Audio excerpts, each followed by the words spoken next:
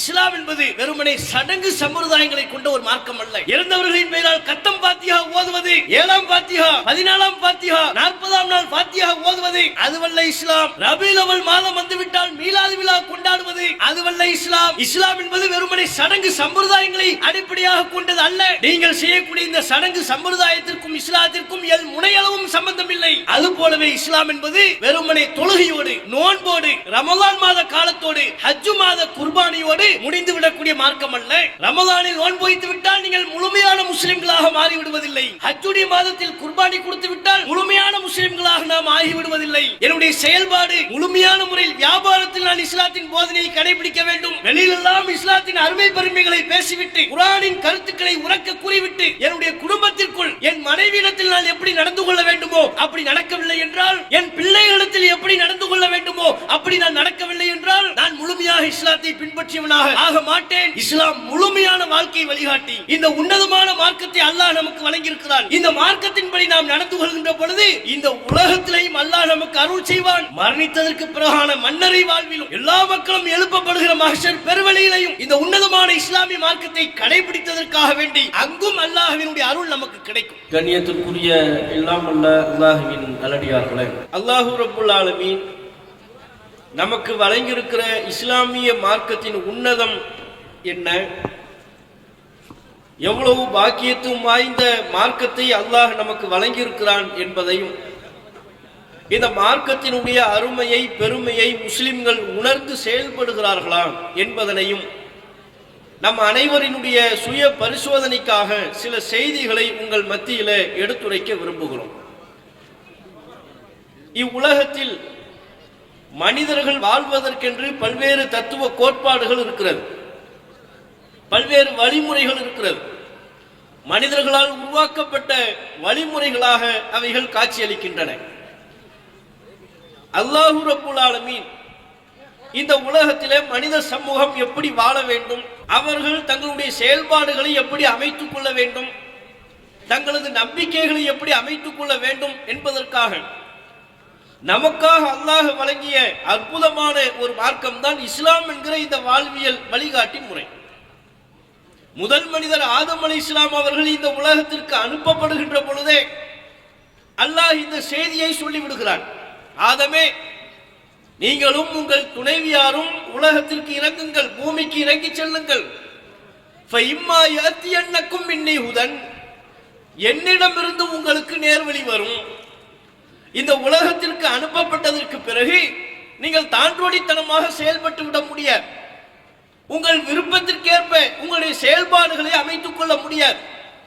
நீங்கள் எப்படி வாழ வேண்டும், எப்படி செயல்பட வேண்டும், உங்களுடைய வாழ்க்கையில் உங்களுக்கு அனுமதிக்கப்பட்டது எது, உங்கள் வாழ்வில் உங்களுக்கு தடை செய்யப்பட்டது எது, எல்லாவற்றையும் உள்ளடக்கிய முழுமையான பரிபூர்ணமான வழிகாட்டுதலை நான் உங்களுக்கு வழங்குவேன். அந்த வழிகாட்டுதலின்படியே நீங்கள் நடந்து கொள்ள வேண்டும், என்னுடைய கட்டளையின்படியே நீங்கள் செயல்பட வேண்டும் என்கிற செய்தியை சொல்லித்தான் முதல் மனிதர் ஆதம் அலைஹிஸ்ஸலாம் அவர்கள் இந்த உலகத்திற்கு அனுப்பப்பட்டார்கள்.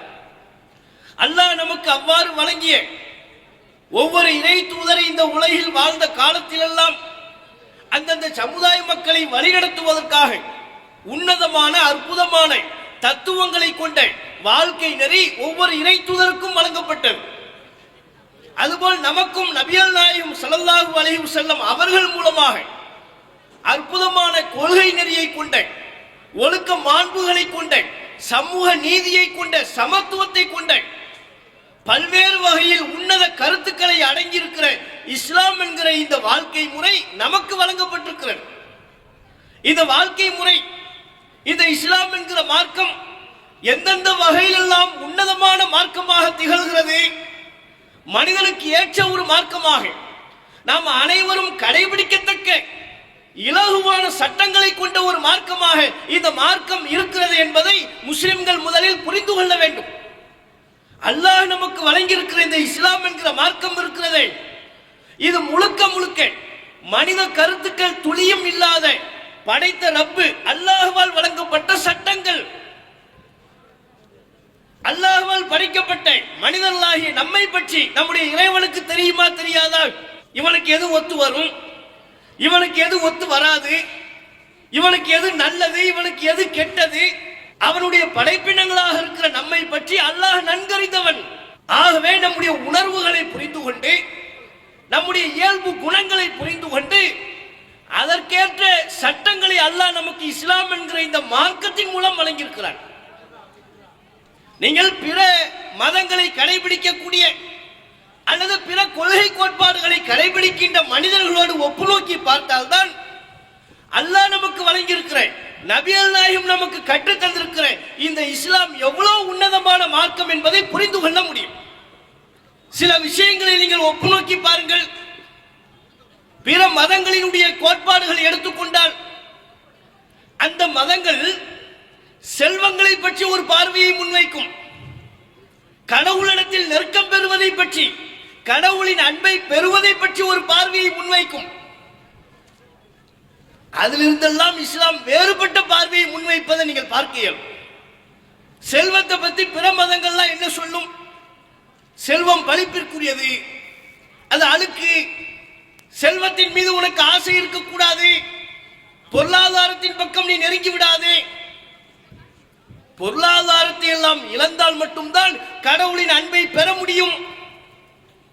ஆகையினால முற்றும் துறந்து விடு. வீடு இருக்கக்கூடாது, வாசல் இருக்கக்கூடாது, போடுறதுக்கு ட்ரெஸ் இருக்கக்கூடாது, மேலாடை இல்லாமல் திரிந்து கொண்டிரு. வெறுமனே ஒரு உணவை ஏந்துவதற்கு மாத்திரம் ஒரு தட்டு இருந்தால் போதும், வேறு எதுவும் தேவையில்லை.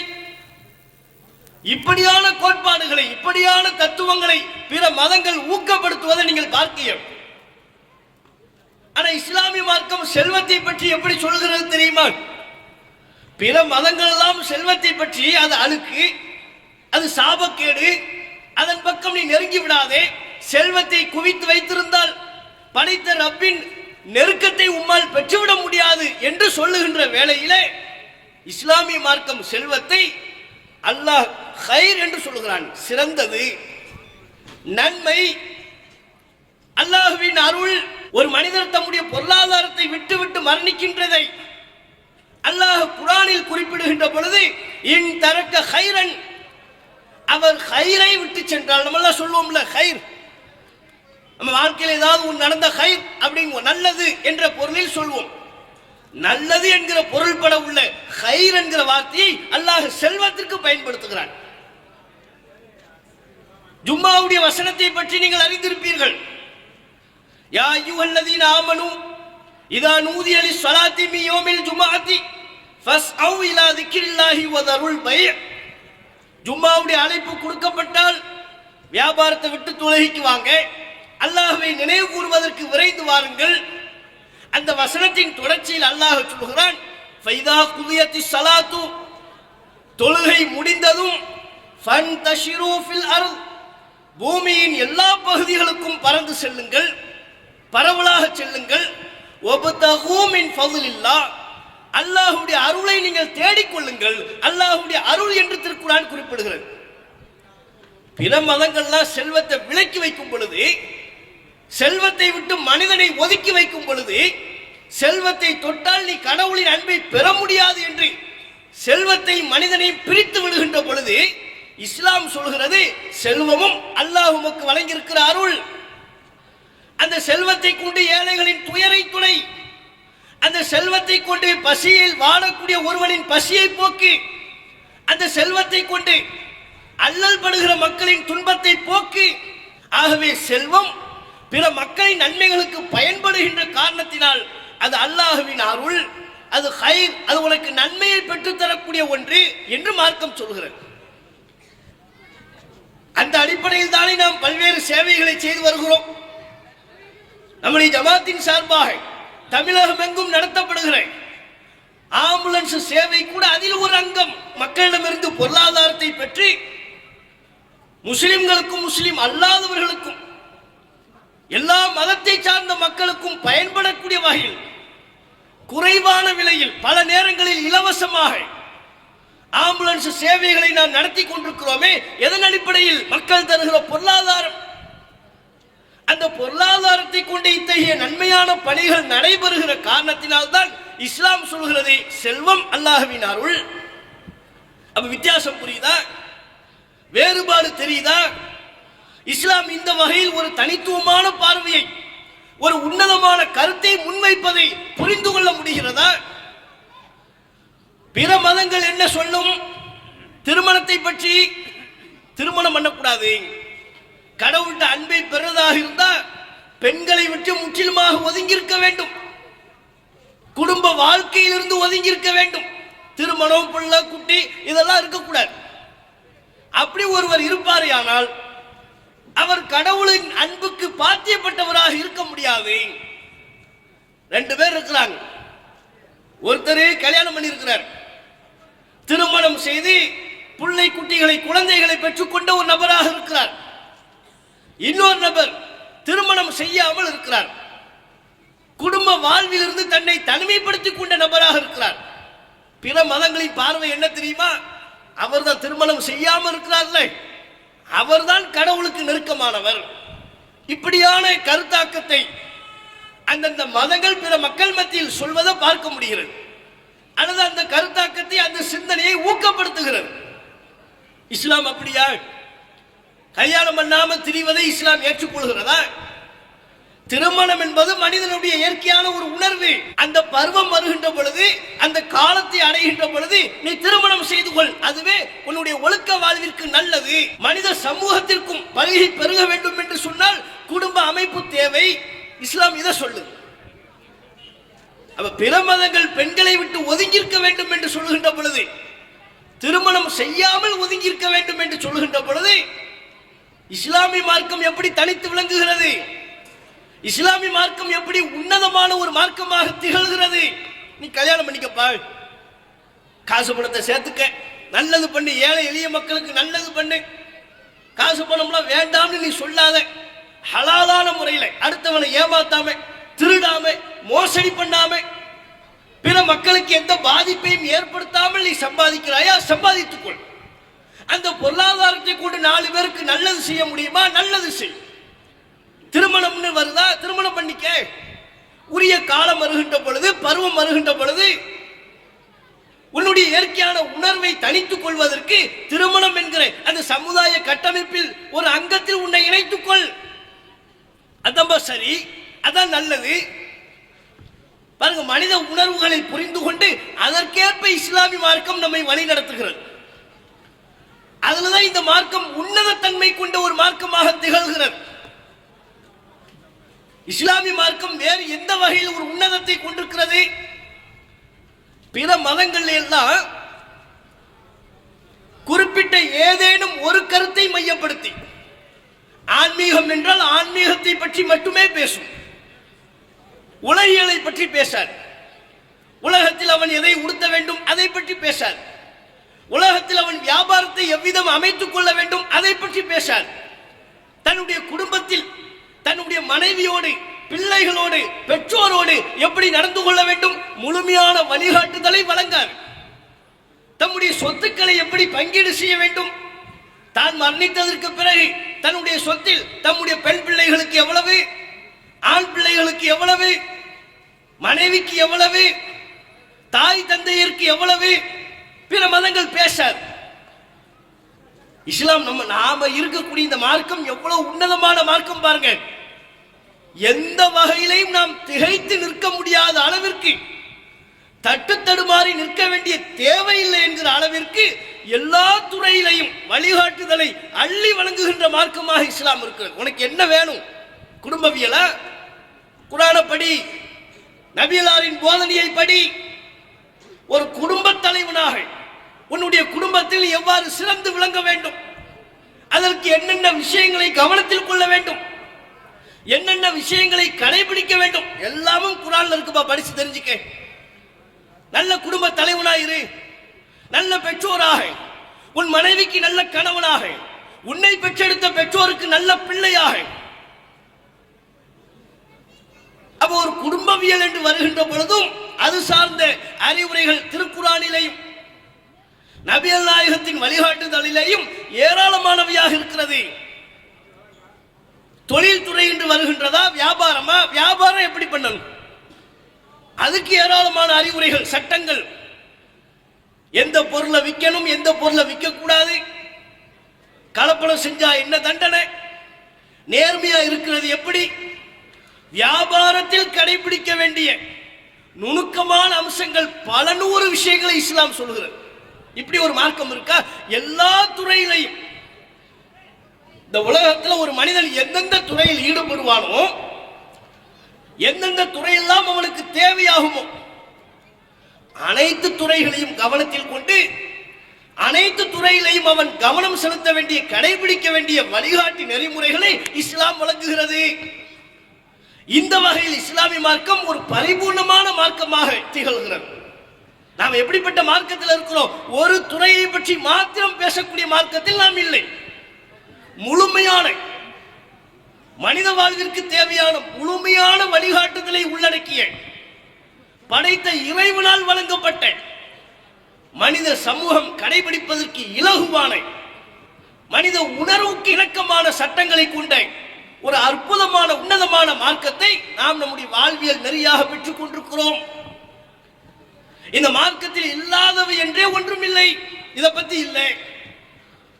ஒரு ஆட்சியாளர் மக்களுக்கெல்லாம் மக்கள் விவகாரங்களுக்கு தலைமையேற்று பொறுப்பேற்று நடந்து கொள்கிற ஒரு ஆட்சியாளராக இருந்தாலும் சரி, பல போர்க்களங்களை முன்னின்று நடத்தக்கூடிய போர் தளபதியாக இருந்தாலும் சரி, அவர் கவனிக்க வேண்டிய விஷயங்கள் என்ன, கடைபிடிக்க வேண்டிய விஷயங்கள் என்ன, அதுவும் இஸ்லாத்தில் இருக்கு.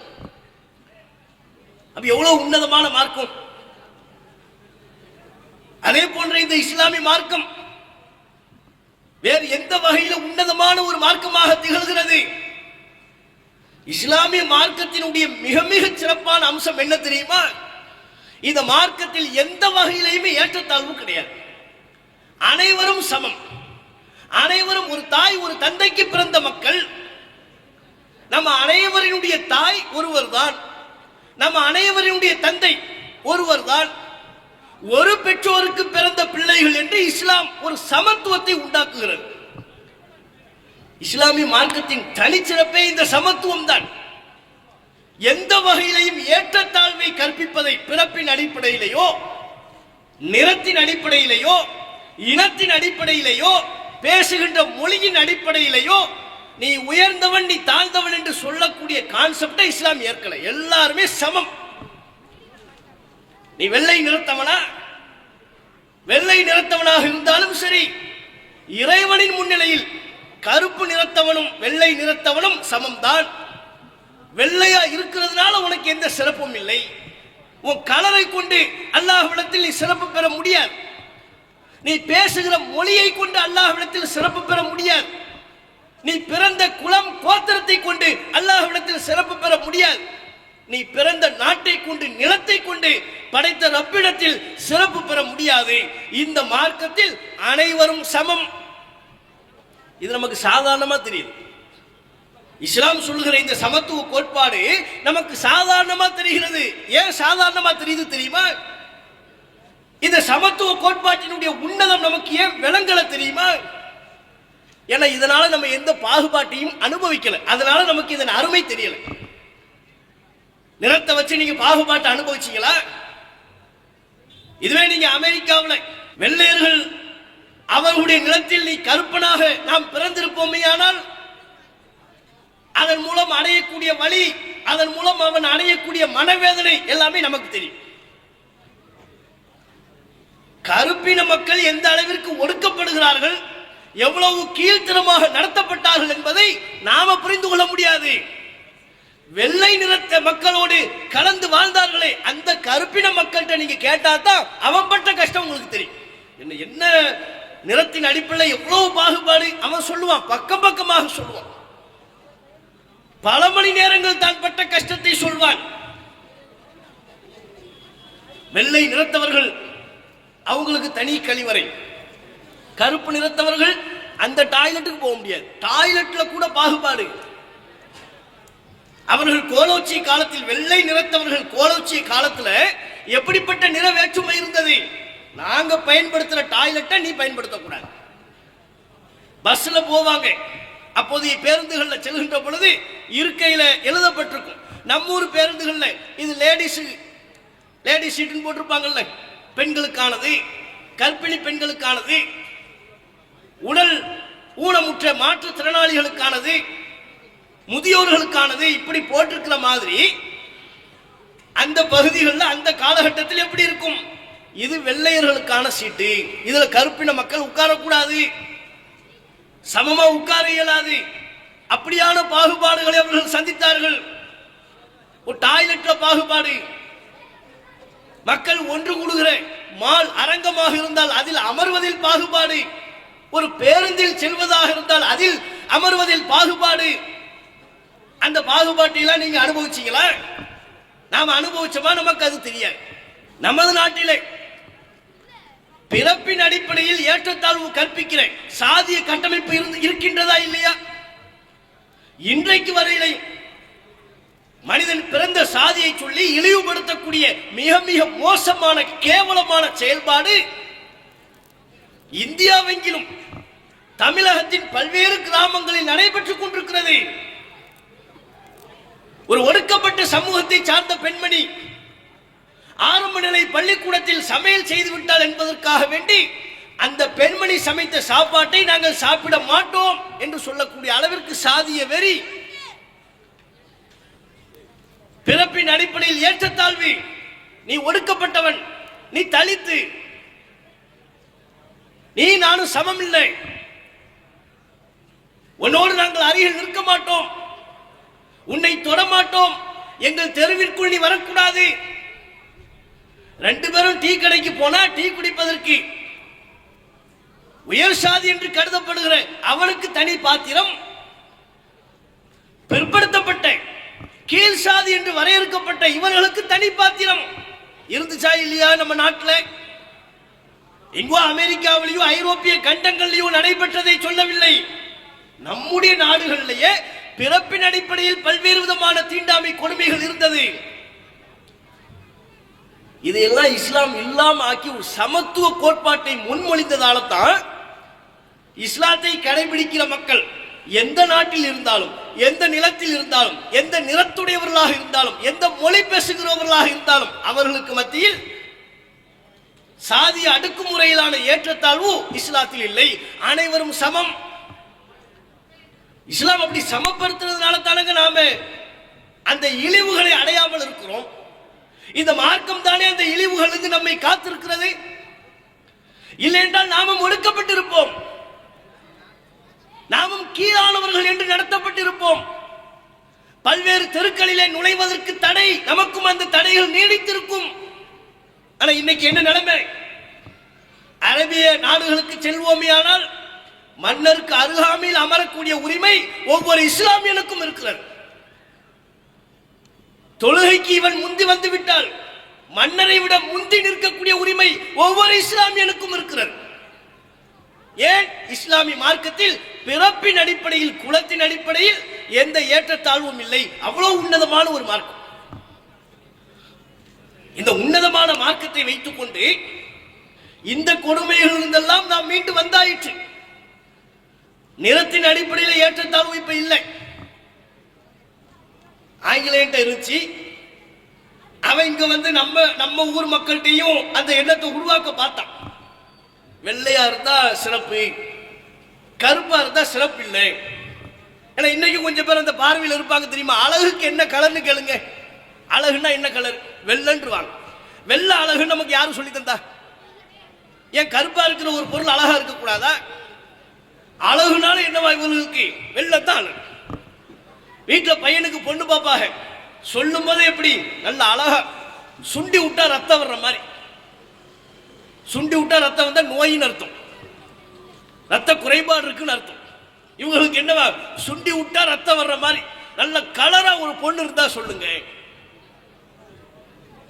அதே மாதிரி அந்த பக்கம் பெண்கள் தரப்புல மாப்பிள்ளை சம்பாத்தியம்லாம் சரிதான், கலர் தான் கொஞ்சம் கருப்பா போயிட்டார். கலரை வைத்து அழகை எடை போடக்கூடிய இந்த மனப்பான்மை எப்படி வந்தது?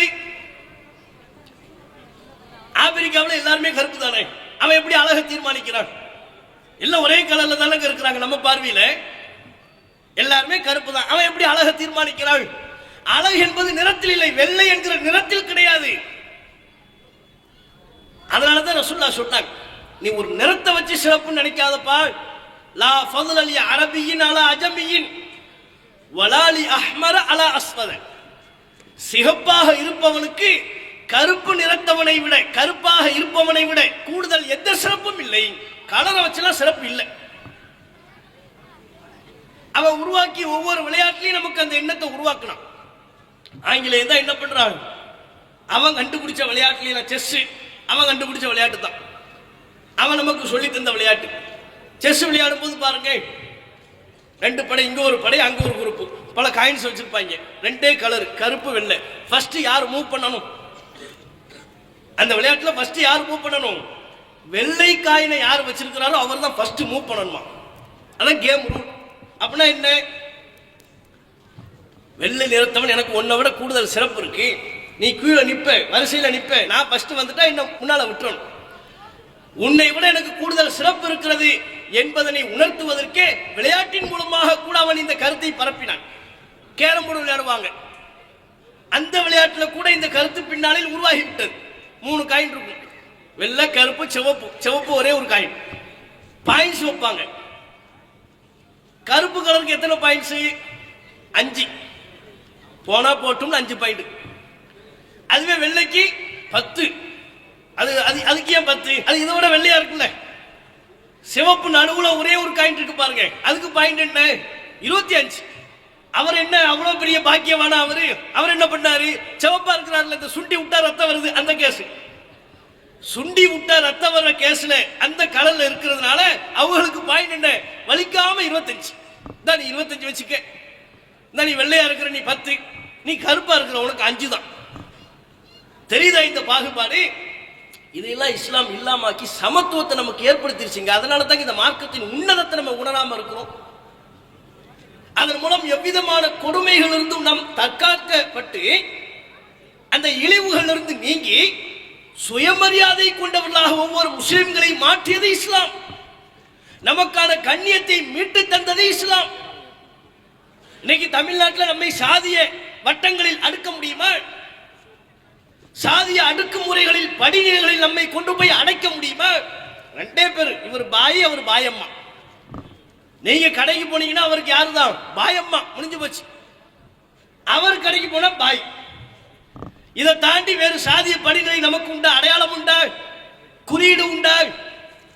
இதுவே பிற சமூக மக்களுக்கு நீங்க எந்த ஆளுங்க, நீங்க நம்ம ஆளுங்களா, நீங்க அவங்க ஆளுங்களாங்க, எந்த ஆளுங்க, நம்ம ஆளா, அந்த ஆளா, எவ்வளவு பேச்சு வருது பாருங்க, எவ்வளவு பாக்ஸ் இருக்கு, எவ்வளவு வரையறைகள் இருக்கிறது.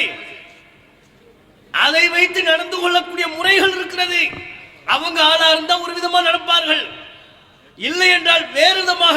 மதம் ஒரு மதம் தான், ஒரு கொள்கை கோட்பாடு தான். சாதிய படிநிலைகள் வெவ்வேறாக இருக்கின்ற காரணத்தினால் அதுல உயர்வு தாழ்வு கற்பித்து வைத்து மனிதர்களை பாகுபடுத்தக்கூடிய கொடுமை நடைபெறுவதை பார்க்கிறோம். இஸ்லாத்தில் அது இல்லை. அந்த வகையில் இந்த மார்க்கம் உன்னதமானது. ஆனால் நாம் புரிந்து கொள்ள வேண்டும், இன்றைக்கும் அவற்றினுடைய எச்சம் நம்மிடம் இருக்கிறது, கொஞ்சம் மிச்ச சொச்சம் இருக்கு. ரசூலுல்லாஹ் இந்த சட்டத்தை, இந்த தத்துவங்களை எல்லாம் முதலில் எங்கே பிரச்சாரம் செய்ய துவங்கினார்கள்? அரபு மக்கள்கிட்ட, மக்காவுல, மதீனாவுல, அரபிய பிரதேசங்கள், அங்கதான முதன்மை பிரச்சாரம். அன்சாரிகளும் முஹாஜிர்களும் ஒரு பயணத்தில் இருந்தார்கள். ஒரு நபித்தோழர் இன்னொரு நபித்தோழரை அடித்து விட்டார். விளையாட்டா எதுவும் அடிக்கிறார். உடனே அன்சாரி அந்த நபித்தோழர், யாழல் அன்சார் அப்படிங்கிறார். அன்சாரிகளே எல்லாரும் வாங்க, என்ன அடிச்சிட்டாரு. இந்த பக்கம் அந்த முஹாஜிர் நபித்தோழர், யாழல் முஹாஜிரா, முஹாஜிர்களே எல்லாருக்கும் வாங்க. இரு நபித்தோழர்களுக்கு மத்தியில் ஒரு சின்ன மனஸ்தாபம், சின்ன பிரச்சனை. அந்த இரு நபித்தோழர்களில் ஒருவர் அன்சாரி நபித்தோழர், ஒருவர் முஹாஜிர். அன்சாரி நபித்தோழர் அன்சாரிகளே வாருங்கள் என்று அழைக்கின்றார். முஹாஜிர் நபித்தோழர் முஹாஜிர்களே வாருங்கள் என்று அழைக்கின்றார். நபிகள் நாயகம் ஸல்லல்லாஹு அலைஹி வஸல்லம் அவர்களின் காதுகளுக்கு இந்த செய்தி வருகின்ற பொழுது அல்லாஹ்வின் தூதர் சொன்ன வார்த்தை என்ன தெரியுமா? ஃபமா பாலு தஅவல் ஜாஹிலியா, இது என்ன அறியாமை கால கூப்பாடு? அன்சாரிகளே முஹாஜிர்களே கூப்பிடுறீங்களே, இது அறியாமை கால கூப்பாடு. இதிலிருந்தெல்லாம் மீட்டுத்தானே உங்களை நான் அழைத்து வந்தேன். நான் முஹாஜிரு, நான் அன்சாரி, அதுல பெருமிதம் கொள்ளக்கூடாது. அதை கொண்டு மக்களை பிளவுபடுத்தக்கூடாது, பாகுபாடு காட்டக்கூடாது. நீங்கள் அன்சாரி என்றால் அதற்குரிய நன்மை அல்லாஹ்விடத்தில் இருக்கிறது. நீங்கள் முஹாஜிர் என்றால் அதற்குரிய நன்மை அல்லாஹ்விடத்தில் இருக்கிறது. முஹாஜிர் அன்சார் என்று அடையாளப்படுத்துவதில் தவறில்லை. அதை பெருமைக்குரிய அடையாளமாக மாற்றுவது, மக்களை பிளவுபடுத்துவதற்குரிய கருத்தாக்கமாக மாற்றுவது, இது அறியாமை கால கூப்பாடு. அவர்கள் ஹவுஸ் என்றும் ஹஸ்ரஜ் என்றும் அடித்துக் கொண்டிருந்தார்களே, அதுக்கும் இந்த கூப்பாடுக்கு என்ன வித்தியாசம்? அந்த கருத்துல ரசூலுல்லாஹ் கேட்கிறாங்க. அதெல்லாம் கூடாதுன்னு உங்களை கூட்டு வந்தேன். இஸ்லாமே அதுதானே. இன்னும் அல்லாஹ்வின் தூதர் சொன்னார்கள், தஊஹா, இந்த கூப்பாடை இத்தோடு விட்டு விடுங்கள். ஏன்? ஃபஇன்னஹா முன்தினா, இது நாச்சம் எடுக்கக்கூடிய கருத்து என்று சொன்னார்கள். குலப்பெருமை பேசுவது, ஊர் பெருமை பேசுவது, பிறப்பின் அடிப்படையில் ஏற்றத்தாழ்வு கற்பிப்பது, இதுவெல்லாம் நாச்சம் எடுக்கக்கூடிய செயல். அந்த செயல் செய்யாதீங்க, விட்டுருங்க என்று சொன்ன மார்க்கம் இஸ்லாமிய மார்க்கம். அதனாலதான் இவ்வளவு உயர்வுல இருக்கிறோம், இவ்வளவு கண்ணியத்தில் இருக்கிறோம். இப்பேற்பட்ட உன்னதமான மார்க்கம் இஸ்லாமிய மார்க்கத்தை நாம் பெற்றுக்கொண்டு அந்த மார்க்கத்தின்படி நடக்கிறோமா என்பதை நீங்கள் யோசித்து பாருங்கள். இஸ்லாத்தை நாம் வெறும் ஒரு சடங்கு சம்பிரதாயமாக பார்க்கிறோம். ரமலான் மாதம் வந்தால் தொழுகிறோம், நோன்பு நோக்கிறோம். ஹஜ்ஜுடைய மாதம் வந்தால் வசதி படைத்தவர்கள் ஹஜ்ஜுக்கு செல்கிறார்கள், உள்ளூரில் வசதி படைத்தவர்கள் குர்பானி கொடுக்கிறார்கள், பெருநாள் தொழிலில் ஈடுபடுகிறார்கள். அவ்வளவுதான். இதை தாண்டி இஸ்லாம் என்பதை நம்முடைய வாழ்வியல் வழிமுறையாக ஒவ்வொரு நாளும் நாம் கடைபிடிக்க வேண்டிய மார்க்க சட்டமாக முஸ்லிம்களில் பலர் கருதுவதில்லை. இளைஞர்கள் அப்படி கருதுகிறார்களா? இஸ்லாத்தை தம்முடைய முழுமையான வாழ்வியல் வழிமுறையாக இளைய சமுதாயம் இந்த மார்க்கத்தை நேசிக்கிறார்களா? இஸ்லாம் காட்டுகிற பாதையில் இளைஞர்கள் செல்வதற்கு தயாரா இருக்கிறார்களா? ஒவ்வொரு ஊர்லையும் இளைஞர்களுடைய நிலை படுமோசமான நிலைக்கு சென்று கொண்டிருக்கிறது. படுமோசம். தட்டழிந்து கொண்டிருக்கிறார்கள், சீரழிந்து கொண்டிருக்கிறார்கள். கேட்பதற்கு நாதி இல்லை. பெற்றோர்கள் கேட்பதில்லை. அவர்கள் கேட்டாலும் கண்டித்தாலும் இவர்கள் பெற்றோர் சொல்லை கேட்பதில்லை. பிள்ளைகள், ஜமாத்தார்கள், அவர்களை வழிநடத்த கடமைப்பட்ட ஆலிம்கள் கண்டும் காணாமல் இருக்கிறார்கள். உரிய அறிவுரை அவர்களுக்கு சொல்லாமல் இருக்கிறார்கள். அதன் விளைவு இஷ்டத்துக்கு போயிட்டு இருக்கிறான். ரசூலுல்லாஹ் சொன்னாங்க, அறியாமை கால செயல்பாடு. அதை நோக்கி போறான். என்ன? அவன் ட்ரெஸ்ஸை பாருங்க, அவன் தலைமுடிய பாருங்க, அவன் சுத்துற ஸ்டைல பாருங்க. குறுப்பா கும்பலா கேங்க ஒரு இடத்தை தேர்வு செய்து கொண்டு அங்கே நிற்பார்கள். நிற்கிற அனைவரையும் நாம் குற்றம் சாட்டவில்லை. அவர்களில் பல பேர் கையில ஒன்று வச்சுக்கிட்டு இருப்பான். அவன் தலையே காட்டிடும். தலை வித்தியாசமா குருவி கூடு மாதிரி மண்டையை வச்சுக்கிட்டு இருப்பான். இந்த பக்கம்லாம் பிச்சமா இருக்கும், வெட்டமா இருக்காது, கையால பிச்சுக்கிறது தான். அந்த ஸ்டைல் இருக்கும். அல்லது கடையில போய் ஃபயர் கட்டிங், நெருப்பு கட்டிங். நம்ம அத்தா பாவா, நம்ம பாவா அவங்க எல்லாம் கடையை கூட்டு போகும்போது தண்ணியை தெளிச்சு நமக்கு முடி வெட்டுவாங்க. இப்போ உள்ள காலம் என்ன? பெட்ரோல் தெளிச்சு ஃபயர் தான், நெருப்பு தான், நெருப்பால முடி வெட்டுறாங்க. Fire cutting, fire cutting cut பண்ணிக்கிட்டு பேண்ட் எல்லாம் கிழிஞ்சிருக்கு. எதுக்கு கிழிஞ்ச பேண்ட்டை போடுறான் கேட்டா ஃபேஷன். அது எப்படிப்பா ஃபேஷன் ஆகும்? கிழிஞ்ச பேண்ட்டை போடுறது ஃபேஷனா? நம்ம வீட்டுல பெரியவங்க வர்றாங்க, கிழிஞ்ச கைலியை உடுத்திருந்தா நம்ம ஏத்துக்குவோமா? அந்த பையன் கேளுங்க, உங்க அத்தா கிழிஞ்ச கைலியை உடுத்திருந்தா ஏத்துக்குவியா? உங்க அம்மா கிழிஞ்ச சேலையை உடுத்துக்கிட்டு வீட்டுல சுத்திக்கிட்டு இருந்தாங்களா, ஏத்துக்குவியா? அதெல்லாம் தப்பு அப்படின்னு தெரியுதுல. நீ மட்டும் ஏன் முட்டுக்கால கிழிஞ்ச பேண்ட்டை சுத்திக்கிட்டு அலையிற? கிழிந்த ஆடைகளை போட்டுக்கொண்டு அங்கங்க நிப்பாங்க. பார்க்கிறோம், பல ஊர்களில் பார்க்கிறோம். பெற்றோர்கள் ரொம்ப உஷாரா விழிப்புணர்வா இருக்கணும். குட்டியூண்டு வச்சிருப்பாங்க, குட்டி தலையாணி மாதிரி இருக்கும். இப்படி வாயில ஓரமா போட்டாலும் அவ்வளவுதான், முடிஞ்சு போச்சு. அதுக்கப்புறம் யார் என்ன சொன்னாலும் காதுல விழாது. நேரம் வருவான், யார்ட்டையும் பேசாம போய் படுத்துருவான். அடுத்து காலையில தான் எழுந்திருப்பான்.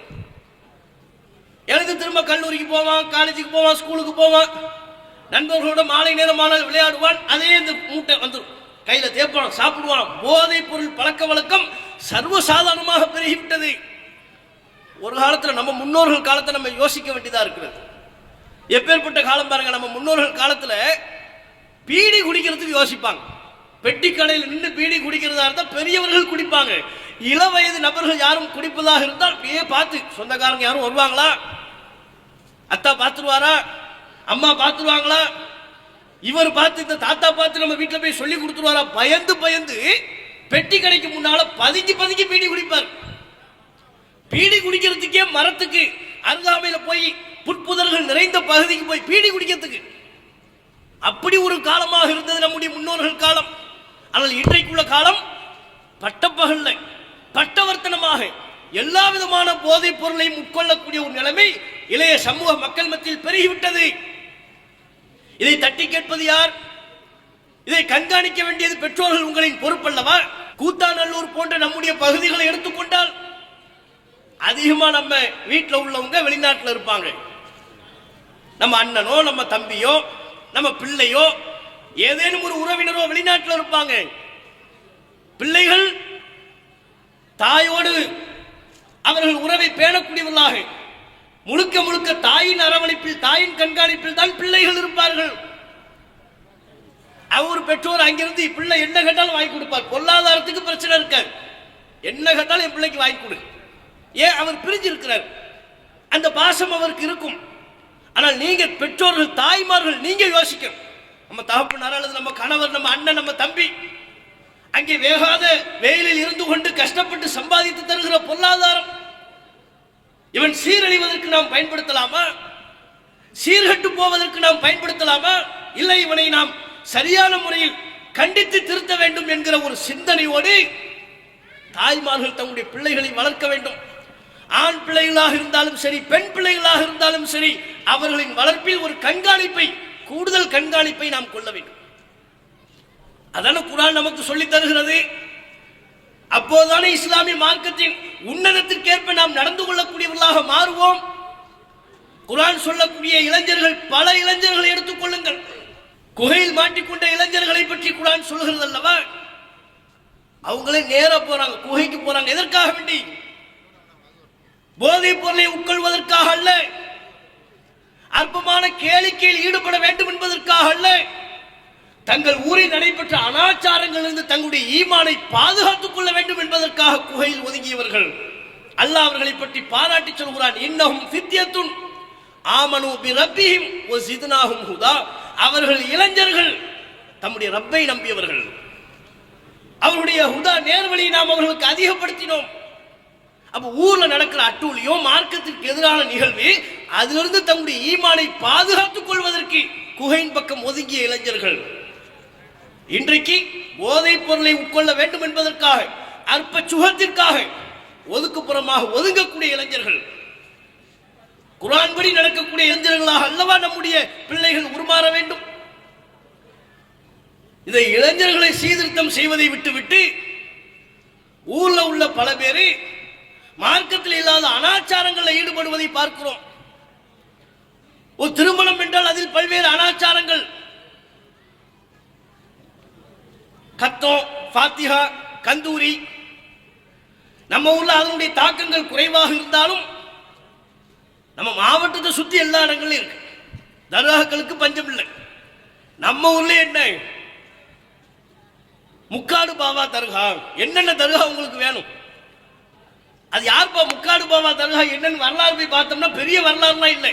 அவர் ஒதுங்குறதுக்காக வேண்டி முக்காடு போட்டுக்கிட்டாலும் உலகமே வேண்டாம், நான் உலகத்தின் எந்த கவர்ச்சியும் பார்க்கறதுக்கு தயார் இல்லை அப்படின்னு முக்காடு போட்டுக்கிட்டாராம். சரி, அப்படியாவது இவன் இருக்கிறானா? அதுவும் இல்லையே, முக்காடு போட்டுக்கிட்டா இருக்கிறான். இஸ்லாமிய மார்க்கம் முக்காடு போட சொல்லுதா நம்மளை? பெண்களை முகத்தை மறைக்க வேண்டிய அவசியம் இல்லைன்னு சொல்லக்கூடிய மார்க்கம். ஆண்கள் நீ முக்காடு போட்டுக்கொண்டு உலகத்தின் எல்லா விதமான காரியங்களிலும் விலகிரு அப்படிலாம் இஸ்லாம் நமக்கு சொல்லலை. இல்லாத ஒன்றை இஸ்லாத்தின் ஒரு அங்கமாக சித்தரிப்பதற்கு தர்காக்களை வைத்துக் கொண்டு அவரு முக்காடு போட்டிருப்பார். முக்காடு பாவா காயல்பட்டினத்தில் ஒரு முக்காடு பாவா இருக்கு. ஒவ்வொரு ஊர்ல ஒவ்வொரு ஸ்டைல், தினுசு தினுசா. அங்க போய் என்ன கேட்கணுமா? குழந்தை இல்லைன்னா அங்க போய் கேட்கணும். இந்த ஊர்ல ஒரு தர்கா இருக்கிறது, அங்கே என்ன செய்யணும்? தொட்டில் கட்டணும். இன்னுமா அந்த தொட்டில் கட்டுற கலாச்சாரத்தை விட்டல. குழந்தை இல்லைன்னா அங்க போய் தொட்டில் கட்டணுமா? பொட்டல் புதூர்ல பூட்டு அவுளியான்னு ஒருத்தர் இருக்கிறார். அங்கே ஒரு சின்ன பிரான்ச் பக்கத்திலே இருக்கும். அங்க போய் என்ன செய்யணும்? உங்க ஹாஜத்து எல்லாத்தையும் மனசுல நினைக்கக்கூடியதெல்லாம் நினைச்சு அவுளியாவே இதெல்லாம் செஞ்சுத்தாங்கன்னு அங்க போய் இப்படி கம்பி இருக்கும், கம்பியில போய் பூட்டு மாட்டுறது. சரி, பூட்டை போட்டு சாவியை நீங்க கொண்டு வரலாமா? அது கூட சாவியை உண்டியல போட்டுறணும். ஏன்? பூட்டு என்னைக்கு பிறகு அவங்க தேடி பார்த்து எடுத்துக்குவாங்கல்ல. இதெல்லாம இஸ்லாத்துல நமக்கு சொல்லி எப்படிப்பட்ட ஒரு உன்னதமான மார்க்கம், அறிவுக்கு முக்கியத்துவம் கொடுக்கிற மார்க்கம். அல்லாஹ்வை நான் நம்புவதையே என்னை கண்மூடித்தனமா நம்பாத, உலகத்தை சிந்தித்து பார்த்து என்னை ஏற்றுக்கொள். வானத்தை பார், பூமியை பார், என்னுடைய படைப்பினங்களை பார். இதையெல்லாம் சிந்தித்து பார்த்தால் இதை படைத்த ஒருவன் ரப்பு நான் இருக்கிறேன் என்பதை நீ அறிந்து கொள்வாய். சிந்திப்பதை அதிகம் தூண்டக்கூடிய மார்க்கம் இஸ்லாமிய மார்க்கம். தன்னுடைய இருப்பையே சிந்தனையின் மூலமாக பெற வேண்டும் என்று அல்லாஹ் விரும்புகிறான். அப்படிப்பட்ட உன்னதமான மார்க்கத்தில் இருந்து கொண்டு சிந்தனையற்று அந்த தர்காவில் போய் நான் பூட்ட மாட்டுவேன், இந்த தர்காவில் தொட்டில மாட்டுவேன், இதுவா இஸ்லாமிய கலாச்சாரம்? உன்னதமான இஸ்லாமிய மார்க்கம் இத்தகைய மூட பழக்க வழக்கத்தை நமக்கு போதிக்கின்றதா? இஸ்லாமிய கொள்கையினுடைய அடிப்படையான தத்துவம் என்ன? லா இலாஹ இல்லல்லாஹ், வணக்கத்திற்குரியவன் அல்லாஹ்வை தவிர வேறு யாரும் இல்லை. வணக்கத்திற்குரியவன் அல்லாஹ்வை தவிர வேறு யாரும் இல்லை என்றால் அதனுடைய உண்மையான பொருள், நான் அல்லாஹ்ட்ட தான் துவா கேட்பேன், எனக்கு எந்த ஒரு கஷ்டமாக இருந்தாலும் நான் அல்லாஹ்விடமே முறையிடுவேன், அல்லாஹ்வை தவிர அவனுடைய படைப்பினங்கள் வேறு யாரிடத்திலையும் எந்த துவாவையும் நான் செய்ய மாட்டேன், வேறு யாரையும் எவ்விதத்திலையும் வணங்க மாட்டேன். அதுதான் லா இலாஹ இல்லல்லாஹ். தொழுகையிலே அந்த உறுதிமொழியைத்தான் ஒவ்வொரு முஸ்லிமும் நாம் அல்லாஹ்விடம் வழங்குகிறோம். இய்யாக நஅபுது வ இய்யாக நஸ்தஈன், இறைவா உன்னையே நாங்கள் வணங்குகிறோம், உன்னிடமே உதவி தேடுகிறோம். வணக்கம் என்று வந்துவிட்டால் இறைவா ஒரு முஸ்லிமாக நான் உன்னை மட்டுமே வணங்குவேன், உன்னை தவிர வேறு யாரையும் நான் வணங்கி வழிபட மாட்டேன். என்னுடைய கஷ்டம், என்னுடைய துன்பம், என்னுடைய சோதனை, எனக்கு குழந்தை இல்லையா, எனக்கு நோயா, என்னுடைய குடும்பத்தில் வேறு ஏதேனும் பிரச்சனைகளா, எந்த பிரச்சனைகளாக இருந்தாலும் இறைவா நீ காட்டிய அடிப்படையில், உன்னுடைய தூதர் சொன்ன அடிப்படையில் நான் உன்னிடமே உதவியை வேண்டுவேன். இதாங்க லா இலாஹ இல்லல்லாஹ் நமக்கு சொல்லி தர்ற கருத்து. ஆனா லா இலாஹ இல்லல்லாஹ் வாயில சொல்லிக்கொண்டு தர்காக்களுக்கு சென்று அங்குள்ள நல்லடியார் என்று சொல்லி அவர்களுக்கு சஜிதா செய்தால், அவரிடத்தில் போய் அவுளியாவே எங்களுக்கு குழந்தையை தாங்கன்னு கேட்டா, அந்த தர்காவில் போய் தொட்டில கட்டி குழந்தையை கேட்டா அவுளியா கொடுப்பாரா? அவருடைய அதிகாரத்தில் உள்ளதா? பொட்டல் புதூர் தர்காவில் போய் பூட்ட மாட்டி விட்டால் நம்முடைய தேவைகள் நிறைவேறி விடுமா? அந்த அதிகாரத்தை அல்லாஹ் அவர்களுக்கு கொடுத்திருக்கிறானா? அடியார்களின் தேவையை பூர்த்தி செய்யக்கூடியவன் அல்லாஹ் ஒருவன் தான். இந்த நம்பிக்கை நம்முடைய உள்ளத்தில் சரியாகாத வரை படைப்பினங்களை வணங்கக்கூடிய இந்த மோசமான நிலை நீங்கள், இது அல்லாஹ்விற்கு கோபத்தை ஏற்படுத்தக்கூடிய ஒரு காரியம். இத்தகைய அனாச்சாரங்கள் பெருகுகின்ற பொழுது நம்ம ஊரை எடுத்துக்கொள்ளுங்கள், மீலாது விழா, நபிகள் நாயகம் பிறந்த மாதம் என்று சொல்லிக்கொண்டு அதற்கு முன்னதாகவே 5-6 மாதங்கள், மௌலிது மாதம் வருவதற்கு முன்பே 5-6 மாதங்கள் கோலாகலமாக ஊர் முழுக்க லைட்டு செட்டு, ஏதோ ஒரு பெரிய பண்டிகை போல அந்த குறிப்பிட்ட மாதத்தில் ஒவ்வொரு வீடுகளிலும் மோதப்படக்கூடிய மௌலிதுகள், அதன் பேரில் அவர்கள் செய்யக்கூடிய கொண்டாட்டங்கள், புத்தாடை அணிவது என்ன, பல்வேறு வகையிலான கொண்டாட்டத்தில் ஈடுபடுவது என்ன, யார் பேர்ல செய்யறோம், இதெல்லாம் அவங்க நமக்கு சொல்லி தந்தாங்களான்னு யோசிக்கிறோம். கூத்தாநல்லூரோ வேறு ஊர்களோ எந்த ஊராகவும் இருக்கட்டும், நபிகள் நாயகத்தின் பேரால் தானே நாம் இத்தகைய காரியங்களில் ஈடுபடுகிறோம். மீலாது விழா கொண்டாடுவதாக இருந்தாலும், தர்கா உருசு சந்தன கூடு கொண்டாடுவதாக இருந்தாலும், கொடியேற்ற நிகழ்வில் முக்காடு பாபாவுக்கு அந்த தர்காவுக்கு கொடியேற்ற நிகழ்வில் நாம் ஈடுபடுவதாக இருந்தாலும், இது எல்லாமே யார் பேர்ல செய்யறோம்? ரசூல்லா சொல்லி தந்தாங்க, ரசூல்லாவை நாங்க நேசிக்கிறோம், மகான்களை நேசிக்கிறோம் என்கிற பெயரில் முன்னெடுக்கப்படக்கூடிய அனாச்சாரங்கள். நபிகள் நாயகத்தை நேசிக்கிறோம் என்றால் நம்மை விட பன்மடங்கு நேசித்தவர்கள் நபித்தோழர்கள். அவங்க எல்லாம் இப்படித்தான் மௌலிது ஓதி கொண்டிருந்தார்களா? மீலாது விழா கொண்டாடி கொண்டிருந்தார்களா? இந்த மார்க்கத்திற்காக வேண்டிய உயிர் நீத்த எத்தனையோ பல நபித்தோழர்கள், உஹது யுத்த களத்தில் பல நபித்தோழர்கள் மரணித்தார்கள். அவர்களின் அடக்க ஸ்தலம் இன்றைக்கும் உஹது என்கிற அந்த இடத்தில் இருக்கிறது. அவர்கள் இந்த மார்க்கத்திற்காக ஆற்றிய சேவை என்றென்றும் நினைவு கூறப்பட வேண்டியது. ஆனால் அதற்காக வேண்டி நபிகள் நாயகம் காலத்திலோ அதற்கு பிறகுள்ள நபித்தோழர்களின் காலத்திலோ அவர்கள் மரணித்ததின் நினைவாக சந்தனக்கூடு கொண்டாட்டமோ கொடியேற்ற நிகழ்வோ எங்கும் எந்த நபித்தோழருக்கும் இந்த செயல்பாடு அரங்கேற்றப்படவில்லை. அப்படி என்றால் என்ன? இஸ்லாத்தின் கலாச்சாரம் இதுவல்ல. ஒரு கொடிக்கு புனிதத்தை கொடுக்கிறது, ஒரு மனிதருக்கு புனிதத்தன்மையை உண்டாக்குறது, அதன் பேரில் பல்வேறு கொண்டாட்டங்களில் ஈடுபடுவது, நபிகள் நாயகம் ஸல்லல்லாஹு அலைஹி வஸல்லம் அவர்கள் மதீனாவுக்கு வந்தாங்க. அங்கு சில மதீனாவுக்கு வந்த புதிதில் யூதர்கள் சில கொண்டாட்டங்களில் ஈடுபடுவதை பார்த்தார்கள். அதுல முஸ்லிம்கள் ஐக்கியமாகிவிடக் கூடாது என்பதற்காக நபிகள் நாயகம் சொன்னார்கள், அல்லாஹ் உங்களுக்கு இதைவிட சிறந்த 2 பண்டிகை ஏற்படுத்தி விட்டான். ஒன்று என்ன? நோன்பு பெருநாள், இன்னொன்று ஹஜ் பெருநாள். இதான் இஸ்லாத்தில் நமக்கான பண்டிகைக்குரிய நாட்கள். இதல்லாம சந்தனக்கூடு அது ஒரு பண்டிகை, மீலாது விழா அது ஒரு பண்டிகை, முஹைத்தீன் மௌலிது அது ஒரு பண்டிகை. அது இஸ்லாத்தில் சொல்லப்படவில்லை. இஸ்லாத்துல இந்த கொடிக்கு புனிதம் கொடுக்கிறது, குறிப்பிட்ட ஆடைக்கு புனிதம் கொடுப்பது, குறிப்பிட்ட சமாதிக்கு புனிதம் கொடுப்பது, அதுவெல்லாம் இஸ்லாமிய கலாச்சாரத்திலேயே இல்லை. நபிகள் நாயகம் ஸல்லல்லாஹு அலைஹி வஸல்லம் அவர்கள் யுத்த களத்திற்காக நபித்தோழர்களை அழைத்து சென்ற பொழுது ரசூலுல்லாஹ் சில புதுசா இஸ்லாத்தை ஏற்றுக்கொண்ட நபித்தோழர்கள் ஒரு கோரிக்கை வச்சாங்க. அல்லாஹ்வின் தூதரே, நம்ம ஒரு பயணத்தில் இருக்கிறோம், யூதர்களுக்கெல்லாம் தாத்து அன்வாத் என்ற ஒரு புனித மரம் இருக்கிறது. அவங்க ஏதேனும் ஒரு பயணம் செய்வதாக இருந்தால் அந்த மரத்தில் தங்களுடைய ஆயுதங்களை தொங்கவிட்டுக் கொள்வார்கள். அது ஒரு புனிதமா நினைக்கிறாங்க. அப்படி ஆயுதங்களை தொங்கவிட்டு போனா அந்த பயணம் வெற்றிகரமாக முடியும் அப்படின்னு நினைக்கிறாங்க. அதுபோன்று நமக்கு நீங்கள் ஒரு புனித மரத்தை ஏற்படுத்தி தாருங்கள். அல்லனா தாத்து அன்வாத்தின் கமாலஹும் தாத்து அன்வாத். யூதர்களுக்கு தாத்து அன்வாத் என்று ஒரு புனித மரம் இருப்பதை போல எங்களுக்கு ஒரு மரத்தை தாங்க, அதை நாங்கள் புனிதமாக எடுத்துக்கொள்கிறோம். பயணங்களின் போது அந்த மரத்தில் எங்களுடைய ஆயுதங்களை நாங்கள் தொங்கவிட்டுக் கொள்வோம், அந்த மரத்தின் அருகிலேயே ஓய்வெடுத்துக் கொள்வோம். இப்படி கேட்டாங்க, சஹாபாக்கள் கேட்டாங்க. தப்பு இல்லைன்னா செய்ய சொல்லியிருப்பாங்கல்ல, அப்படியே செஞ்சுக்கோங்க. அந்த மரத்தை நீங்க புனிதமா எடுத்துக்கோங்க.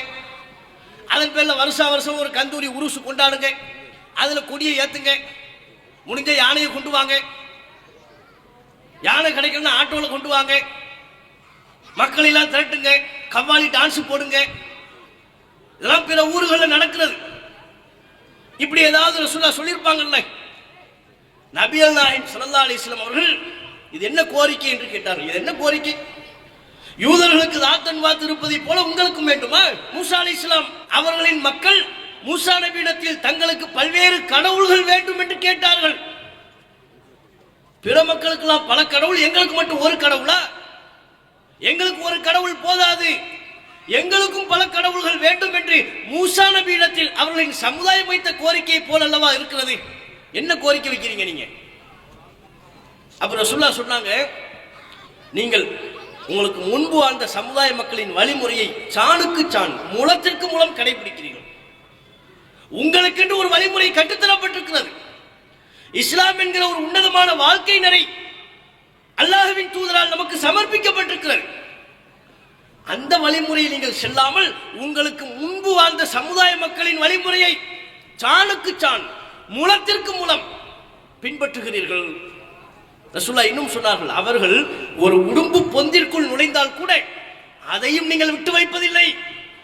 லதகல்துமூஹு, நீங்களும் அந்த பொந்திலும் நீங்கள் நுழைந்து விடுகிறீர்கள். அவன் எதுக்கு போனா? உள்ள போனவன் வெளியே வந்தானா? எதையும் நீங்க பார்க்கிறது இல்லை. அவன் போனான்ல, நானும் இந்த பொந்துக்குள்ள போவேன் அப்படின்னு போறீங்க. ஒரு பொந்தை கூட நீங்கள் விட்டு வைக்க மாட்டேன் என்கிறீர்கள். அவன் கேட்டானா, ஏன் கேட்டா அது சரியா என்றல்லவா நீங்கள் பார்க்க வேண்டும். சாணுக்கு சான் முளத்திற்கு மூலம் நீங்கள் பிரமத சமூகத்தை கடைபிடிக்கிறீர்கள் என்று நபிகள் நாயகம் சொன்னார்கள். சஹாபாக்கள் கேட்டாங்க, அல்லாஹ்வின் தூதரே, பிரமத மக்கள்ல யார்? அல் யஹூத வன் நஸாரா, யூதர்களையும் நசாராக்களையும் சொல்கிறீர்களா? ஆம், வேறு யார்? அவங்க காலத்தில் அவங்க தானே இருந்தாங்க. அதுபோல இன்றைக்கு நம்முடைய முஸ்லிம் சமூக மக்கள் பிரமத கலாச்சாரங்களை, தேர் இருக்கிறது, சந்தனக்கூடு கொண்டாடுறது, மனிதர்களை புனிதப்படுத்தி அவர்களின் பேரில் பல்வேறு விழாக்கள் எடுப்பது, அவர்களுக்கு கடவுளின் தன்மையை கொடுப்பது, மனிதர்களை விட அவர்கள் உயர்ந்து விட்டார்கள், ஒரு உயர்ந்த நிலைக்கு சென்று விட்டார்கள் என்று நினைப்பது, அவரிடத்தில் பிரார்த்தனை செய்வது, இது எல்லாமே பிரமத கலாச்சாரம், இஸ்லாமிய கலாச்சாரம் அல்ல. அதனால்தான் நபிகள் நாயகம் சொன்னார்கள், அவர்கள் ஒரு உடும்பு பொந்திற்குள் நுழைந்து விட்டால் கூட நீங்களும் நுழைகிறீர்கள். ஏன் போறீங்கன்னு பாருங்கப்பா. அவன் எதுக்கு போனான்? அவனுக்கு என்ன ஆனது? அவன் அந்த பொந்திலிருந்து வெளியே வந்தானா? இதையெல்லாம் நீங்க பார்க்க மாட்டீங்களா? நீங்களும் உள்ள போயிடுறதா? பிற மத கலாச்சாரங்களை பின்பற்றக்கூடாது என்பதை கடுமையாக நபிகள் நாயகம் கண்டித்தார்கள். ஆகவே முஸ்லிம் சமூகம் இந்த நேரத்தில் நாம் ஒன்றை புரிந்து கொள்ள வேண்டும். இஸ்லாம் என்பது வெறுமனே சடங்கு சம்பிரதாயங்களை கொண்ட ஒரு மார்க்கம் அல்ல. இறந்தவர்களின் பெயரால் கத்தம் பாத்தியா ஓதுவது அது அல்ல இஸ்லாம். 7ஆம் பாத்தியா, 14ஆம் பாத்தியா, 40ஆம் நாள் பாத்தியா ஓதுவது அதுவல்ல இஸ்லாம். ரபீல் அவல் மாதம் வந்துவிட்டால் மீலாது விழா கொண்டாடுவது அதுவல்ல இஸ்லாம். இஸ்லாம் என்பது வெறுமனே சடங்கு சம்பிரதாயங்களை அடிப்படையாக கொண்டது அல்ல. நீங்கள் செய்யக்கூடிய இந்த சடங்கு சம்பிரதாயத்திற்கும் இஸ்லாத்திற்கும் முனையளவும் சம்பந்தம் இல்லை. அதுபோலவே இஸ்லாம் என்பது வெறுமனே தொழுகையோடு, நோன்போடு, ரமலான் மாத காலத்தோடு, ஹஜ் மாத குர்பானியோடு முடிந்து விடக்கூடிய மார்க்கம் அல்ல. ரமலானில் நோன்பு வைத்து விட்டால் நீங்கள் முழுமையான முஸ்லிம்களாக மாறிவிடுவதில்லை. ஹஜ்ஜுடைய மாதத்தில் குர்பானி கொடுத்து விட்டால் முழுமையான முஸ்லிம்களாக நாம் ஆகிவிடுவதில்லை. அதை தாண்டி முழுமையான வாழ்க்கை நெறி நம்முடைய உள்ளத்தில் அறியாமை கால எண்ணங்கள் பிறப்பின் அடிப்படையில் உயர்வு தாழ்வு இருக்கும் என்றால் நாம் இன்றைக்கும் அந்த பழக்கத்திலிருந்து இஸ்லாத்திற்கு வரவில்லை என்று பொருள். என்னுடைய செயல்பாடு முழுமையான முறையில் வியாபாரத்தில் நான் இஸ்லாத்தின் போதனையை கடைபிடிக்க வேண்டும். வெளியிலெல்லாம் இஸ்லாத்தின் அருமை பெருமைகளை பேசிவிட்டு குர்ஆனின் கருத்துக்களை உரக்க கூறிவிட்டு என்னுடைய குடும்பத்திற்குள் என் மனைவியிடத்தில் நான் எப்படி நடந்து கொள்ள வேண்டுமோ அப்படி நடக்கவில்லை என்றால், என் பிள்ளைகளிடத்தில் எப்படி நடந்து கொள்ள வேண்டுமோ அப்படி நான் நடக்கவில்லை என்றால் நான் முழுமையாக இஸ்லாத்தை பின்பற்றியவனாக ஆக மாட்டேன். அதனை நாம் புரிந்து கொள்ள வேண்டும். இஸ்லாம் முழுமையான வாழ்க்கை வழிகாட்டி. இந்த உன்னதமான மார்க்கத்தை அல்லாஹ் நமக்கு வழங்கியிருக்கிறான். இந்த மார்க்கத்தின்படி நாம் நடந்து கொள்கின்ற பொழுது இந்த உலகத்திலேயும் அல்லாஹ் நமக்கு அருள் செய்வான். மரணித்ததற்கு பிறகான மன்னரை வாழ்விலும் எல்லா மக்களும் எழுப்பப்படுகிற மஹ்ஷர் பெருவெளியிலையும் இந்த உன்னதமான இஸ்லாமிய மார்க்கத்தை கடைபிடித்ததற்காக வேண்டி அங்கும் அல்லாஹ்வினுடைய அருள் நமக்கு கிடைக்கும். இதனை புரிந்து கொண்டு இஸ்லாமிய சமுதாய மக்கள் தங்களுடைய அறியாமை கால பழக்க வழக்கங்களை விட்டொழித்து விட்டு, முன்னோர்கள் கற்றுத்தந்த மூட சடங்கு சம்பிரதாயங்களை விட்டொழித்து விட்டு, இஸ்லாம் என்கிற உன்னதமான நபிகள் நாயகம் ஸல்லல்லாஹு அலைஹி வஸல்லம் அவர்கள் கற்றுத்தந்த அற்புதமான வழிகாட்டு நெறிகளை முழுமையாக பின்பற்றுகிற நன்மக்களாக அல்லாஹ் ரப்பல் ஆலமீன் நம் அனைவரையும் ஆக்கி அருள் புரிவானாக என்று கேட்டு என்னுடைய உரையை நிறைவு செய்து கொள்கிறேன். வாஹிரு தாவானா அல்ஹம்துலில்லாஹி ரப்பில் ஆலமீன். அஸ்ஸலாமு அலைக்கும் வரஹ்மத்துல்லாஹி வபரகாத்துஹு. அல்லாஹு அக்பர், அல்லாஹு அக்பர்.